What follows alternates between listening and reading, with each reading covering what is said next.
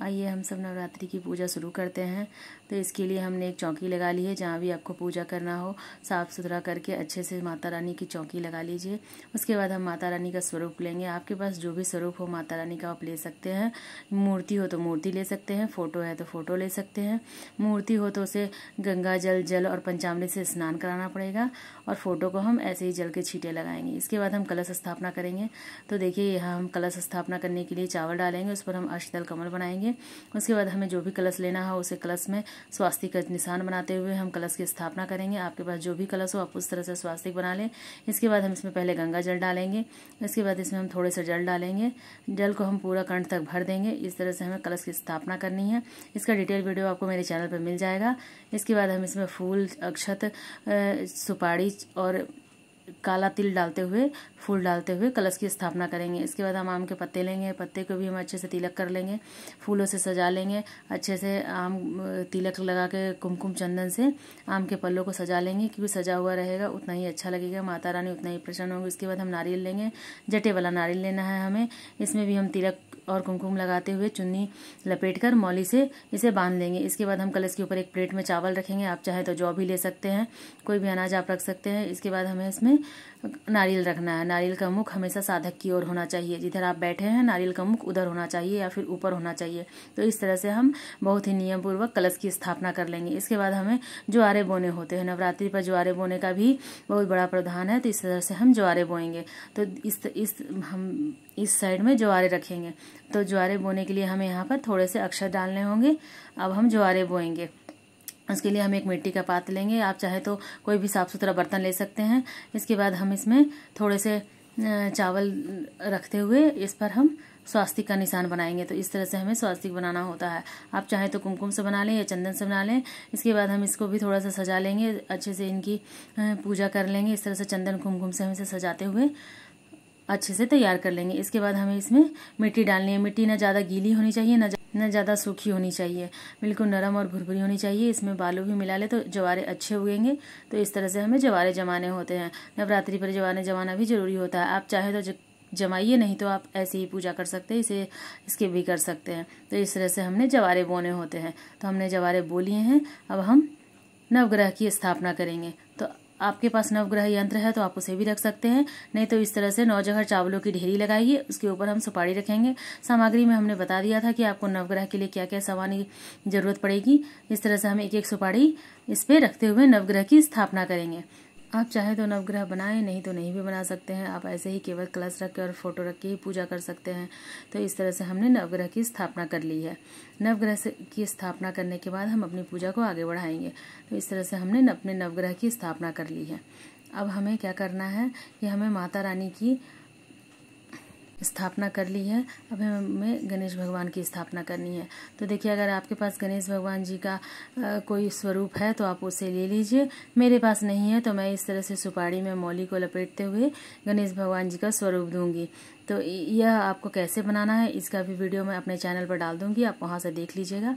यहाँ मैं थोड़ा शॉर्टकट में बना रही हूँ, तो इसलिए इस तरह से हमने सुपारी में मौली को लपेटा है। कलावा जो हम लोग वस्त्र समर्पित करने के लिए लेते हैं, लपेटकर हम गणेश भगवान का स्वरूप देंगे। तो थोड़ी सी चावल रखकर हम इस पे पान के पत्ते पर रखकर गणेश भगवान को यहाँ विराजमान करेंगे। तो इस तरह से हमने गणेश भगवान को विराजमान किया है। माता की पूजा या कोई भी पूजा गणेश भगवान के बिना नहीं होती है। तो यदि आपके पास मूर्ति या कोई स्वरूप नहीं है तो आप इस तरह से गणेश भगवान की पूजा कर सकते हैं किसी भी पूजा में। तो इस तरह से हमने बहुत ही प्रेम पूर्वक गणेश भगवान की पूजा की है। अब देखिए, हम यहाँ जो दिखा रहे हैं ये शायद कोई आपको वीडियो में नहीं दिखाता होगा, नहीं बताता होगा। यहाँ हमने माता की पिंडी ली है, जो वैष्णो देवी में होती है ना, उस तरह से हमने माता की पिंडी बनाकर यहाँ हम पूजा करेंगे। वैष्णो देवी में जिस तरह से माता की 3 पिंडियां हैं, वैसे ही हमने यहाँ भी नवरात्रि में इस तरह से पिंडियां बनाकर हम पूजा करेंगे। पिंडियां आपको कैसे बनानी है इसका डिटेल वीडियो मैं अपने चैनल पर डाल दूंगी, आप वहां से देख लीजिएगा। तो इस तरह से हमने माता की 3 पिंडियां बनाई है। अब हम अपनी पूजा शुरू करेंगे। हमने सभी चीजों की स्थापना कर ली है, अब हमारी पूजा शुरू होगी। तो हम एक एक करके सभी को भाव रूपी जल का स्नान कराएंगे। हल्की से जल का छींटा लगाते हुए, क्योंकि 9 दिन तक रखना है, छींटा लगाते हुए हम स्नान कराएंगे। आप चूहे वगैरह की देख लीजिएगा, कहीं चूहे होते हैं तो नवग्रह और चावल के में जो रखे हैं उसको खाने के लिए आ जाते हैं, तो आप देखकर ही अपने चावलों की ढेरी और बाकी चीज़ों को इंतजाम कीजिएगा। तो इस तरह से हम सभी को एक एक करके टीका करेंगे। तो हम सभी को टीका करेंगे, कलश को टीका करेंगे, नारियल को भी टीका करेंगे, सभी को हम एक एक करके टीका करेंगे। माता को भी टीका करेंगे चंदन से, कुमकुम से।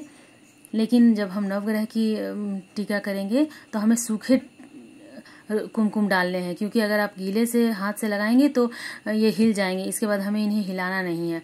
तो हम सूखे कुमकुम से नवग्रह को तिलक करेंगे। माता को भी हम सिंदूर लगाएंगे, क्योंकि सिंदूर प्रथम दिन ही लगता है। इसके बाद तक 6 दिन तक माता को केवल पान के पत्ते पर ही आप सिंदूर समर्पित कर सकते हैं, नहीं लगाना है। माता उसके बाद कुंवारी रहती हैं, इसके बाद षष्ठी के बाद ही माता को फिर सिंदूर लगाया जाता है। इसके बाद हम सभी को अक्षत समर्पित करेंगे। तो इस तरह से हम सभी को अक्षत समर्पित करेंगे। हमें साथ साथ ही सभी की पूजा करनी है, मन में प्रेम पूर्वक भाव रखते हुए हमें सभी की पूजा करनी है। कलश की भी करनी है, ज्वारे की भी करनी है, नवग्रह की भी करनी है। अब हम माता को चुन्नी समर्पित करेंगे, सभी को वस्त्र समर्पित करेंगे। इसके साथ साथ हमें माता को चुन्नी समर्पित करनी है। उसके बाद हमने एक रेडीमेड माला लिया है, तो हम माला माता को समर्पित कर देंगे। आप चाहे तो रोज फूलों की माला भी बदल सकते हैं। फूलों की माला अगर आप लेते हैं तो आपको रोज चेंज करना है। तो इस तरह से हम माला समर्पित करेंगे। इसके बाद हम अपने सीधे हाथ में अक्षत लेकर माता के सामने हाथ जोड़कर विनती करें कि हे माँ, हे माता भवानी, मैंने आपके सामने 9 दिनों का व्रत रखा है। मेरी व्रत को पूरी करने में मेरी सहायता कीजिए और मुझ पर अपनी कृपा दृष्टि दिखाइए। तो इस तरह से हम माता की प्रार्थना करेंगे। उसके बाद हम सभी को वस्त्र समर्पित करेंगे। तो एक एक करके हम सभी को, नवग्रह को भी हम छोटे छोटे पतले पतले वस्त्र समर्पित करेंगे, जिनसे हम हिले नहीं, नवग्रह को हम हिला ना सके, हिले नहीं हमसे। और वो वस्त्र हम वैसे ही रहने देंगे 9 दिन तक, उन हिलाएंगे नहीं। फूल भी अगर आप समर्पित करते हैं नवग्रह पे तो छोटे छोटे कीजिएगा, जिससे नवग्रह की जो सुपारी है वो हिले नहीं। इसके बाद हम गणेश जी को जनेऊ समर्पित करेंगे। कलश पे भी हम जनेऊ रखेंगे। इस तरह से हम सभी को जनेऊ समर्पित करेंगे। उसके बाद हम फूल समर्पित करेंगे। तो देखिए, गुड़हल का फूल हम गणेश भगवान को समर्पित करेंगे, जो उनका प्रिय फूल है। माता का भी प्रिय फूल गुड़हल का फूल है। तो मिले आपको तो आप गुड़हल का फूल समर्पित कीजिए और 9 फूल समर्पित कीजिए। प्रतिदिन हमें 9 फूल समर्पित करने हैं। अगर 9 ना मिले तो कम से कम 1 फूल तो जरूर समर्पित कीजिए। तो इस तरह से हमें गुड़हल का फूल माता को समर्पित करना है। तो मैंने यहाँ पे 9 फूल रखे हैं, मैं 9 फूल समर्पित कर रही हूँ। आपको जितना मिले उतना ही सही, नहीं तो आप जो फूल आपको बहुत ही आसानी से मिल जाए आप वही फूल समर्पित कीजिए। सभी फूल माता की सहेली है, बेली, चमेली, चंपा, सभी फूलें माता को पसंद है, पर उस गुड़हल का फूल माता को ज्यादा पसंद है। तो इस तरह से हमने 9 फूल समर्पित कर दिए हैं। और गेंदे के फूल तो आप सभी देवी देवता पे चढ़ते हैं, तो ये तो बहुत ही आसानी से मिल जाता है। तो नहीं तो आप गेंदे के फूल समर्पित कीजिए। इस तरह के छोटे छोटे फूल आप नवग्रह पे भी समर्पित कर सकते हैं, क्योंकि बड़े फूल समर्पित करेंगे तो सुपारी हिल सकती है और इन्हें हिलाना नहीं है। तो इस तरह से हम छोटे छोटे फूल नवग्रह पे भी समर्पित करेंगे। आप समर्पित करते समय भी ध्यान दीजिए और उठाते समय भी ध्यान दीजिएगा। अगर थोड़ा हिल जाए तो ऐसा कोई बात नहीं है, लेकिन जानबूझ कर नहीं हिलाना है। तो इस तरह से हमें नवग्रह पे भी फूल समर्पित करने हैं।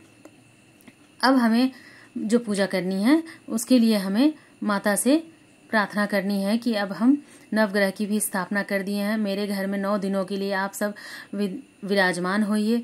इस तरह से हमें करनी है। इसके बाद हमें अखंड दीपक जलाना है। अगर आपने अखंड दीपक लिया है तो ठीक है, नहीं तो आप डेली का दीपक लीजिए जो पूजा करते समय तक जले, उसके बाद बुझ जाए, लेकिन उस समय तक कम से कम जलता रहे। हमने यहाँ अखंड दीपक लिया है, तो इसे हम अखंड दीपक पूजा करके ही जलाएंगे। तो हमने थोड़े से चावल रखे हैं और एक प्लेट में आप अखंड दीपक रखिए, क्योंकि अगर आप मिट्टी का दीपक लेते हैं तो वो तेल को सोखता है और नीचे छोड़ देता है। तो प्लेट रहेगा तो प्लेट में ही तेल रहेगा, नहीं तो पूरी चौकी आपकी पूरा तेल तेल हो जाता है। इसलिए आप एक प्लेट में ही अखंड जोत जलाइए।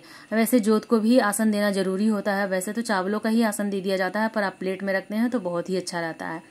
इस तरह से हम जोत जलाएंगे। तो अखंड जोत जलाने के लिए हमें जो भी सामग्री लगेगी, अखंड जोत कैसे बनाना है, इसका डिटेल वीडियो मैं अपने चैनल पर डाल दूंगी, आप वहां से देख लीजिएगा। इस तरह से हमें अखंड जोत जलाना है। फिर हमें अखंड जोत की भी पूजा करनी है। तो दीपक को आप तिलक कीजिए। डिटेल वीडियो में आप देखेंगे कि हमने अखंड जोत की पूजा कैसे की है। यहाँ तो मैं बहुत शॉर्टकट में डाल रही हूँ। तो इस तरह से हमें अखंड जोत की पूजा करनी है। यहाँ पर आप रखिए, तभी आप थोड़े से अक्षत रखिए। अक्षत आप चाहे तो कलर कर सकते हैं, कलरफुल अक्षत को सजा के उसके बीच में जोत रखिए। मैंने बस सिर्फ सिंपल अक्षत रखे हैं, चावल बस चावल टूटे हुए नहीं होने चाहिए। फूल रखिए, तिलक लीजिए और हाथ जोड़कर विनती कीजिए। इसके बाद हमें ज्योत प्रज्वलित करना है, क्योंकि ज्योत का भी बहुत ही खास महत्व होता है। ज्योत प्रज्वलित आपके किस तरह से होती है, इससे आपके 9 दिन की पूजा का साक्षी है दीपक, इसलिए हमें ज्योत प्रज्वलित करते समय बहुत ही ध्यान देना है। ज्योत आप घी का जलाएं या फिर तिल के जलाएं, ये आपकी मर्जी है। लेकिन हाँ, अगर आप 9 दिनों का ज्योत जलाते हैं तो आपको बहुत ध्यान देना है कि ज्योत बुझे नहीं। कभी कभी ज्योत की बाती बढ़ानी होती है, उसका भी वीडियो मैं अलग से आपको डाल दूंगी। इसके बाद हम माता को श्रृंगार समर्पित करेंगे। तो श्रृंगार में 16 समर्पित कीजिए, 5 कीजिए, 7 कीजिए, जो भी आपकी इच्छा हो श्रृंगार समर्पित कीजिए। श्रृंगार हमें केवल एक ही दिन समर्पित करना होता है। उसके बाद हम लौंग और बतासे का भोग लगाएंगे, मिश्री का भोग लगाएंगे। माता को लौंग और बतासे का भोग सबसे अधिक प्रिय है। उसके बाद हम कोई भी ऋतुफल का भोग लगाएंगे, जो भी ऋतुफल आपको आसानी से मिल जाए वही ऋतुफल का भोग लगाएंगे। तो इस तरह से हमें माता को ऋतुफल का भोग लगाना है। इसके बाद हमें माता को 1 लोटा जल समर्पित करना है। जब आप भोग समर्पित करें तो जल जरूर समर्पित करें। भोग यथासंभव कम हो या ज़्यादा हो नहीं फर्क पड़ता है। आप केवल लौंग और बतासे का भोग लगा सकते हैं, लेकिन जल जरूर समर्पित कीजिए। जल रखना आप बिल्कुल ना भूलिए। तो इस तरह से हमें पूजा करनी है, जल समर्पित करने हैं। उसके बाद हमें 1 पान के पत्ते पर 1 बतासा और 1 लौंग और इलायची लेकर माता को समर्पित करना है। यह आप जरूर करें। अगर आप कोई भी भोग नहीं लगाते हैं तो केवल 1 बतासा, 1 लौंग और 1 इलायची पान के पत्ते पर माता को समर्पित जरूर कीजिए। इससे आपकी पूजा पूरी हो जाएगी। बाकी चीजें तो आती जाती हैं, लगेंगी, कोई बात नहीं, लेकिन 1 लौंग और 1 बतासा जरूर कीजिए। पान का पत्ता हर दिन नहीं भी मिले तो लौंग और बतासे का भोग जरूर समर्पित कीजिए। उसके बाद हमें दक्षिणा समर्पित करनी है। दक्षिणा हमें केवल एक ही दिन समर्पित करनी होती है, चाहे आप अष्टमी नवमी को कीजिए या फिर पहले दिन कीजिए। पर अगर आप कलश स्थापना करके पूजा कर रहे हैं तो आप पहले दिन ही दक्षिणा समर्पित कीजिए। इसके बाद हमें एक छोटा सा हवन करना होता है। हवन करना भी बहुत जरूरी होता है, क्योंकि हवन के माध्यम से ही हमें भगवान को भोग समर्पित करना होता है। इस तरह से हम एक छोटा सा हवन करेंगे। तो हम जो गाय के उपले होते हैं उसको पहले से सुलगा लेंगे। उसके बाद इसे अग्नि प्रज्वलित करने के लिए हम इस पर एक कपूर रखकर आग जलाएंगे। उसके बाद हमें थोड़ी सी घी की आहुति देनी है ताकि अग्नि अच्छे से प्रज्वलित हो जाए। तो हम थोड़ी सी घी की आहुति देंगे। उसके बाद हमें जो आहुति देनी है वो हम सभी सामग्रियों की आहुति देंगे। तो इस तरह से हमें हर दिन एक छोटा सा हवन करना है, प्रत्येक दिन करना है। आप चाहें तो प्रत्येक दिन कीजिए, नहीं तो पहले दिन कीजिए। आप चाहें तो सुबह शाम दोनों समय कर सकते हैं। तो इस तरह से हमें 2 लौंग का जोड़ा लेना है और घी में डुबोकर हमें अग्नि में प्रज्वलित करना है। इस समय आप